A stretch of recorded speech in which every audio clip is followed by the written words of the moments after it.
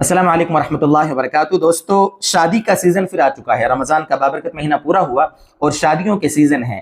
آئے دن شادیاں ہو رہی، نکاح ہو رہے ہیں، اور نکاح بھی چونکہ اسلام کا ایک حکم ہے، نبی کریم صلی اللہ علیہ وسلم نے خود نکاح فرمائے ہیں۔ عزت کے ساتھ شادی شدہ زندگی گزارنا یقیناً یہ سنت ہے اور اللہ کو محبوب ہے۔ آپ صلی اللہ علیہ وسلم نے بلکہ سارے نبیوں نے، تقریباً سارے نبیوں نے نکاح فرمائے ہیں۔ اس لیے نکاح جہاں ایک نبیوں کی سنت ہے، وہیں ایک عبادت بھی ہے۔ تو اس لیے نکاح کو، نکاح کے بعد کے امور کو بھی ہمیں شریعت کے مطابق انجام دینے کی فکر کرنا چاہیے۔ نکاح جب ہو جاتا ہے تو پہلی رات آتی ہے۔ پہلی رات کی نکاح میں بہت اہمیت ہے، بہت اہمیت ہے، جس کو عام زبانوں میں سہاگ رات کہا جاتا ہے۔ پہلی رات اگر خوشگوار گزر جاوے تو آگے کے سارے مرحلے آسان ہو جاتے ہیں اور پوری ازدواجی زندگی پر، پورے وواہک جیون پر اس کا بہترین اثر پڑتا ہے۔ اس لیے میں انشاءاللہ آپ کو 10 پوائنٹ آپ کو بیان کروں گا کہ پہلی رات ہماری کیسی گزرے، اور انشاءاللہ 1-2 بونس پوائنٹ بھی دوں گا۔ تو جو ایسے حضرات ہیں جن کی شادیاں ہونے والی ہیں، خاص طور سے ہمارے نوجوان جو بڑے اس ویڈیو کو سن کر بڑے خوش ہو رہے ہیں، دیکھ رہے ہیں، انتظار کر رہے ہیں، تو انشاءاللہ ان کو مایوسی نہیں ہوگی اور شریعت کے صحیح احکام آپ کے سامنے ہم بیان کریں گے۔ سب سے پہلا پوائنٹ میرے دوستو یہ ہے کہ جب آپ اپنے کمرے میں داخل ہوں تو آپ سب سے پہلے سلام کریں۔ جی ہاں، بات چیت کرنے سے پہلے سلام کریں، ٹھیک ہے؟ سلام کرنے کے بعد آپ صلاۃ الشکر، جس کو کہتے ہیں شکرانے کی نماز، اسی میں صلاۃ الحاجت کی نیت بھی کر لیں، 2 رکعت نماز پڑھیں، اور آپ اپنی اہلیہ محترمہ سے بھی، اپنی وائف سے بھی کہیں کہ اس کا وضو اگر ہے تو وہ بھی نماز پڑھ لیں، دونوں مل کر نماز پڑھیں۔ چاہیں تو آپ جماعت سے بھی نماز اس کو پڑھا سکتے ہیں، اس میں اقامت کی ضرورت نہیں ہے، آپ 2 رکعت نماز پڑھا دیں، وہ آپ کے پیچھے جماعت سے نماز پڑھ لے گی، یا دونوں اپنی انفرادی 2 رکعت نماز پڑھ لیں اور اللہ تعالیٰ سے دعا کریں، اس لیے کہ یہ پہلی رات ہے۔ اپنی آگے ازدواجی زندگی خوشگوار گزرے، اس میں اللہ تعالیٰ کی رحمتیں متوجہ ہوں اور آسانیاں ہوں، اس کے لیے اللہ تعالیٰ سے دعا کر لیں۔ سب سے پہلا کام یہ کریں۔ بات چیت کر لی، تھوڑی سی اپنائیت ہو گئی، دعا بھی اللہ سے مانگ لی، اس کے پاس بیٹھے ہیں، اب باتیں کر رہے ہیں۔ اب دوسرا کام آپ یہ کریں کہ اس کی پیشانی کے بالوں کو پکڑ کر ایک دعا پڑھیں۔ شوہر اپنی بیوی کے سامنے پیشانی کے بال ہیں، ان کو پکڑ کر ایک دعا پڑھیں، جو میں اسکرین پر آپ کو لکھ رہا ہوں، اسکرین پہ آپ دیکھیں۔ یہ دعا ہمیں پڑھنا چاہیے۔ آپ یہ دعا دیکھ کر بھی پڑھ سکتے ہیں، زبانی پڑھنا ضروری نہیں ہے، آپ موبائل میں دیکھ کر بھی اس دعا کو پڑھ سکتے ہیں۔ دیکھو اسکرین پر موجود ہے، اللہم انی اسألک خیرہا وخیر ما جبلتہا علیہ۔ صاف صاف پڑھیں، اللہم انی اسألک خیرہا وخیر ما جبلتہا علیہ واعوذ بک من شرہا وشر ما جبلتہا علیہ، وَأَعُوذُ بِكَ مِن شَرِّهَا وَشَرِّ مَا جَبَلْتَ عَلَيْهِ۔ یہ دوسرا کام آپ کو کرنا ہے، پیشانی کے بالوں کو پکڑ کر یہ دعا پڑھنا ہے۔ تیسرا پوائنٹ یہاں پر یہ ہے میرے دوستو کہ ابھی تک چونکہ آپ اجنبی تھے، یہ میاں بیوی ابھی تک، عام طور پر دنیا میں یہ ہوتا ہے کہ عام طور پر اجنبی ہوتے ہیں، شادی سے پہلے گفتگو نہیں ہوتی، تو بات چیت کر کے آپس میں اس اجنبیت کو، اس بیگانگی کو دور کرنے کی کوشش کریں۔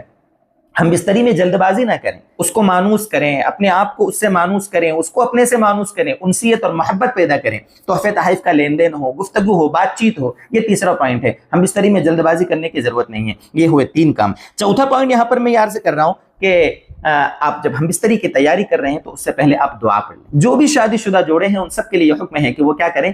دعا پڑھیں۔ پہلے میں نے آپ کو جو دعا سکھائی تھی وہ تو شادی کے پہلی رات کی ہے، وہ پہلے جو دوسرے نمبر پر آپ کو جو پوائنٹ سکھایا تھا، یہ جو ہے جب بھی آپ ہم بستری کریں گے اس دعا کو آپ یاد کر لیں۔ کب تک آپ موبائل میں دیکھ کر پڑھیں گے؟ یہ دعا کون سی ہے؟ یہ بھی اسکرین پر آپ کے موجود ہے۔ بسم اللہ، پہلا جملہ آپ کو ہم بستری سے پہلے آپ کے دعا پڑھنا ہے، بسم اللہ اللہم جنبنا الشیطان وجنب الشیطان ما رزقتنا۔ اللہم جنبنا الشیطان، اے اللہ ہم سے شیطان کو دور رکھ، وجنب الشیطان ما رزقتنا، اور شیطان کو اس اولاد سے بھی، ان بچوں سے بھی دور رکھ جو اللہ تو اولاد ہمیں دے گا، اے اللہ جو تو اولاد ہمیں دے گا ان سے بھی شیطان کو دور رکھ۔ یہ بہترین دعا ہے، اس لیے بسم اللہ کے ساتھ اس دعا کا ہمیں اہتمام کرنا چاہیے ہم بستری سے پہلے۔ 5واں پوائنٹ یہاں پر یہ ہے، تھوڑا سا پھر میں عرض کر رہا ہوں حیا کے خلاف ہے لیکن بہت اہم ہے، بہت اہم ہے۔ شادی شدہ زندگی کو خوشگوار بنانے کے لیے پوائنٹ بہت اہم ہے کہ جب مکمل بیوی تیار ہو جاوے اس کے بعد ہی ہم بستری شروع کریں۔ جلد بازی میں بے قابو ہو کر ہم بستری آپ نے شروع کر دی، آپ جلدی فارغ ہو گئے اور عورت کو اطمینان نہیں ہوا تو اس سے عورت کے دماغ میں آپ کے بارے میں نفرت پیدا ہو جائے گی۔ آپ کی جلد بازی کے چکر میں، بے قابو ہونے کے چکر میں آپ کا ویواہک جیون اچھا نہیں رہے گا۔ اور پہلی رات ہے، first impression is the last impression میں آپ ہمیشہ کے لیے اپنی بیوی کے نگاہ میں ذلیل ہو جاؤ گے، خار ہو جاؤ گے۔ اس لیے ڈرنے کی چیز نہیں ہے، لیکن میں آپ کو سمجھا رہا ہوں کہ بے قابو ہو کر جلد بازی میں یہ کام نہ کریں۔ یہ ہو گئے 5 پوائنٹ۔ 6واں پوائنٹ ہے ہم بستری صرف آگے کے مقام پر ہوگی. اچھے سے دھیان رکھنا, آگے کا جو مقام ہوتا ہے عورت کا, ہم بستری وہیں پر کرنا جائز ہے. پیچھے کے مقام پر, پاخانے کے مقام پر ہرگز ہرگز کسی بھی حال میں ہم بستری جائز نہیں ہے.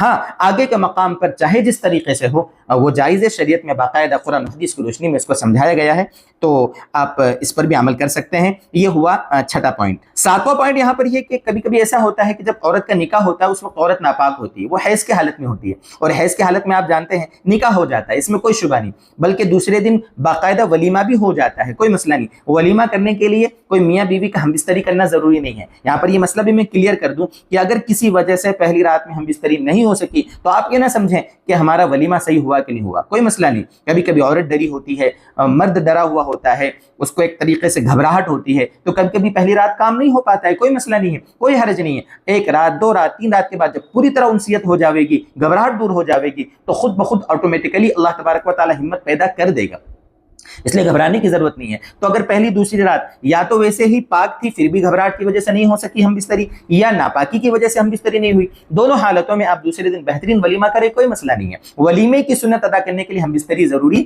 نہیں ہے. اور یہاں یہ مسئلہ بھی سمجھ لیں کہ جیسے میں نے ابھی بتایا کہ پیچھے کے مقام پر ہم بستری جائز نہیں ہے.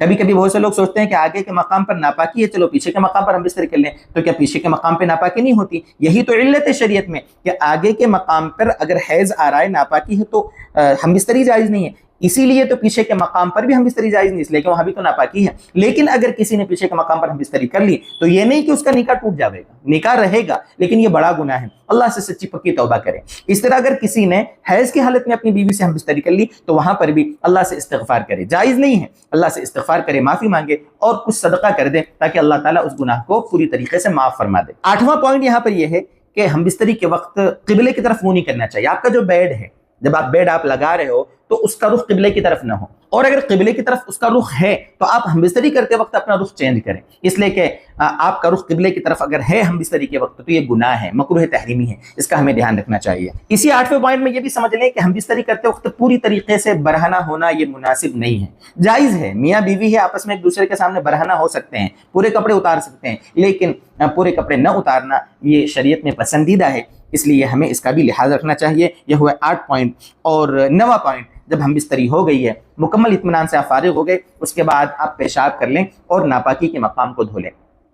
جس وقت آپ نے ہم بستری کی فوراً غسل کرنا کوئی ضروری نہیں ہے, اور فوراً ہم بستری کرتے ہی فوراً جا کر پیشاب کرنا اور اپنے عضو پہ پانی ڈالنا ٹھنڈا, وہ بھی مناسب نہیں ہے. اس لیے کہ ابھی آپ کی باڈی میں گرمی تھی, آپ کی باڈی سے گرمی نکلی, باڈی گرم تھی, اور آپ ایک دم سے اپنی باڈی پر ٹھنڈا پانی ڈالیں گے تو اس میں بیمار ہونے کا خطرہ ہے. اور 10واں پوائنٹ, آخری پوائنٹ جو ہے, اس کے بعد میں بونس پوائنٹ بھی انشاءاللہ آپ کو دوں گا.